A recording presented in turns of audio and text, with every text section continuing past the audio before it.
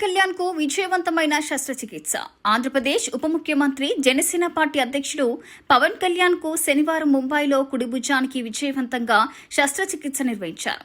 ఇటీవల నిర్వహించిన వైద్య పరీక్షల్లో ఆయన 2 భుజాల్లోనూ రొటేటర్ కఫ్ కండరాలు తీవ్రంగా దెబ్బతిన్నట్లు వైద్యులు గుర్తించారు. కండరాలు పూర్తిగా చిట్లిపోవడంతో శస్త్రచికిత్స తప్పనిసరి అని నిపుణులు సూచించారు. 2 భుజాలకు ఒకేసారి శస్త్రచికిత్స చేస్తే నొప్పి తీవ్రంగా ఉండే అవకాశం ఉన్నందున మొదటి దశలో కుడి భుజానికి మాత్రమే ఆపరేషన్ నిర్వహించినట్లు వైద్య బృందం వెల్లడించింది. ఈ శస్త్రచికిత్స సుమారు 3.5 గంటల పాటు కొనసాగింది. మరో 2 నెలల తర్వాత ఎడమ భుజానికి కూడా శస్త్రచికిత్స చేయనున్నట్లు సమాచారం. పవన్ కళ్యాణ్ త్వరగా కోలుకోవాలని ఆంధ్రప్రదేశ్ ముఖ్యమంత్రి నారా చంద్రబాబు నాయుడు సామాజిక మాధ్యమం ఎక్స్ వేదికగా ఆకాంక్షించారు.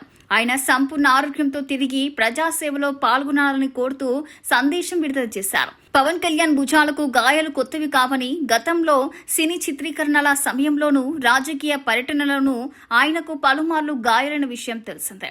ముఖ్యంగా గబ్బర్ సింగ్ సినిమా షూటింగ్ సందర్భంగా భుజాలకు తీవ్ర ఒత్తిడి ఏర్పడింది. అనంతరం 2019లో రాయలసీమ పర్యటనలో, అలాగే వారాహి యాత్రలో జరిగిన ఘటనలో కూడా గాయాలయ్యాయి. ఈ ఏడాది ఏప్రిల్లో ముక్కకు శస్త్రచికిత్సకు ముందు నిర్వహించిన సమగ్ర వైద్య పరీక్షల్లో భుజాల్లోని రొటేటర్ కఫ్ సమస్య బయటపడింది. ఇదిలా ఉండగా పవన్ కళ్యాణ్ శస్త్రచికిత్స విజయవంతంగా పూర్తి కావడం పట్ల సినీ నిర్మాత బండ్ల గణేష్ సంతోషం వ్యక్తం చేశారు. పవన్ త్వరగా పూర్తిగా కోలుకొని ప్రజల మధ్యకు తన బాధ్యతల నిర్వహణలోకి తిరిగి రావాలని ఆయన ఆకాంక్షించారు. అభిమానులు, పార్టీ కార్యకర్తలు, సినీ ప్రముఖులు కూడా పవన్ ఆరోగ్యం త్వరగా మెరుగుపడాలని ప్రార్థనలు చేస్తున్నారు.